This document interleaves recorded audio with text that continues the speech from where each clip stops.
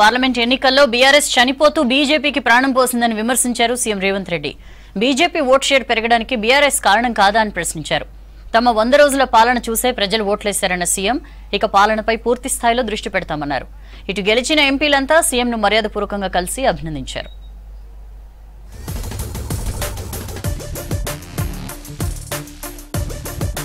కాంగ్రెస్ పై ప్రజలకు నమ్మకం పెరిగిందన్నారు సీఎం రేవంత్ రెడ్డి. తమ 100 రోజుల పాలనకు రెఫరెండంగా ముందుకెళ్లామని, అసెంబ్లీ కంటే ఓట్ల శాతం పెరిగిందని చెప్పారు. గెలిచిన 8 సీట్లలో కూడా భారీ మెజారిటీతో గెలిచామన్నారు సీఎం రేవంత్. 7 చోట్ల బీఆర్ఎస్ డిపాజిట్ కూడా రాలేదన్నారు. అవయవదానం చేసినట్లు బీజేపీకి బీఆర్ఎస్ పనిచేసిందన్నారు సీఎం. బీఆర్ఎస్ చనిపోతూ బీజేపీకి ప్రాణం పోసిందని చెప్పారు. బీజేపీ గెలిచిన 8 పార్లమెంటు నియోజకవర్గాలలో బీఆర్ఎస్ 7 సీట్లలో డిపాజిట్లు కోల్పోయింది. బీఆర్ఎస్ డిపాజిట్లు కోల్పోయి బీజేపీని గెలిపించడం ద్వారా బీఆర్ఎస్ నాయకులు ఆత్మ బలిదానం చేసుకొని అవయవ దానం చేసిండ్రు బీజేపీకి. ప్రధానిగా మళ్లీ మోదీ అయ్యే అర్హత లేదన్నారు సీఎం రేవంత్ రెడ్డి. మోదీ గ్యారంటీ అయిపోయిందని, ఆయన కాలం చెల్లిన మెడిసిన్ అన్నారు. ప్రధాని పదవి నుంచి మోదీ హుందాతనంగా తప్పుకోవాలని డిమాండ్ చేశారు.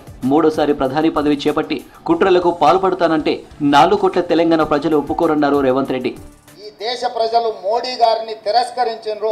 తక్షణమే నరేంద్ర మోడీ గారు ప్రధానమంత్రి పదవికి రాజీనామా చేసి మళ్ళీ ప్రధానమంత్రి పదవి చేపట్టకూడదు.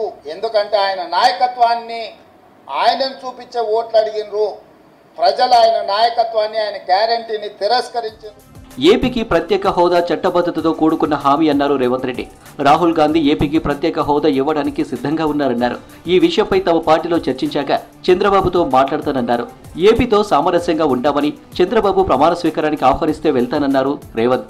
హైదరాబాద్ నగరం ఇప్పుడు తెలంగాణకు రాజధాని. అంటే ఒక కీలకమైన సమస్య ఆల్రెడీ చట్టపరంగా పరిష్కారం అయింది. మిగతా ఆస్తుల పంపకాలకు సంబంధించి, నీటి పంపకాలకు సంబంధించి ఉన్న సమస్యల్ని తప్పకుండా కూర్చుంటాం, చర్చించుకుంటాం, పరిష్కరించుకుంటాం. మాకేం బేసిజాలు లేవు. రాష్ట్రం యొక్క అభివృద్ధి, రాష్ట్రం యొక్క అభ్యున్నతి కోసము ఎవరితోనైనా చర్చించడానికి మేము సిద్ధంగా ఉన్నాం, పరిష్కరించుకుంటాం. డిసెంబర్ 9న తెలంగాణ తల్లి ఉత్సవాలు నిర్వహిస్తామని చిట్చాట్ ద్వారా ప్రకటించారు సీఎం రేవంత్ రెడ్డి. సెక్రటేరియట్తో పాటు అన్ని ప్రభుత్వ కార్యాలయాల్లో ఉత్సవాలు చేస్తామన్నారు. అదే రోజు తెలంగాణ తల్లి విగ్రహావిష్కరణ చేస్తామని ప్రకటించారు.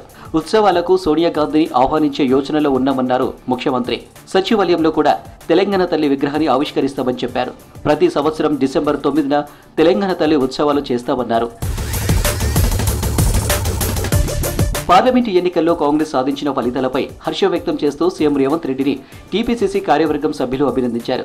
గతంలో 3 పార్లమెంటు స్థానాలకే పరిమితమైన కాంగ్రెస్ ఇప్పుడు 8 స్థానాలకు చేరుకోవడం సంతోషం వ్యక్తం చేశారు. పీసీసీ అధ్యక్షుడు రేవంత్ రెడ్డి కృషితోనే 8 స్థానాలు సాధించామన్నారు నేతలు. ముఖ్యమంత్రిని మర్యాదపూర్వకంగా కలిశారు గెలుపొందిన ఎంపీలు. ఉదయం సీఎం నివాసానికి వెళ్లిన వరంగల్ ఎలక్టెడ్ ఎంపీ కడియం కావ్య ముఖ్యమంత్రిని సాల్వతో సన్మానించి పుష్పగుచ్చం అందించారు. ఇటు కంటోన్మెంట్ ఉప ఎన్నికలో భారీ విజయం సాధించిన గణేష్ గుప్తా సీఎంను కలిశారు. భువనగిరి కాంగ్రెస్ నేతలతో కలిసి చామల కిరణ్ కుమార్ రెడ్డి సీఎంను మర్యాదపూర్వకంగా కలిశారు. గెలుపొందిన వారందరినీ సీఎం ప్రత్యేకంగా అభినందించారు.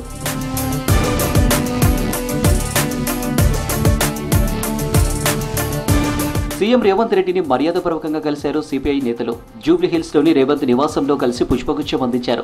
కాంగ్రెస్ సాధించిన 8 స్థానాలతో పాటు కంటోన్మెంట్ సీటు కైవసం చేసుకోవడంపై సీఎంను అభినందించారు. బీజేపీ గెలుపొందిన 8 నియోజకవర్గాల్లో 7 చోట్ల బీఆర్ఎస్ డిపాజిట్లు కోల్పోయిందన్నారు సిపిఐ నేతలు.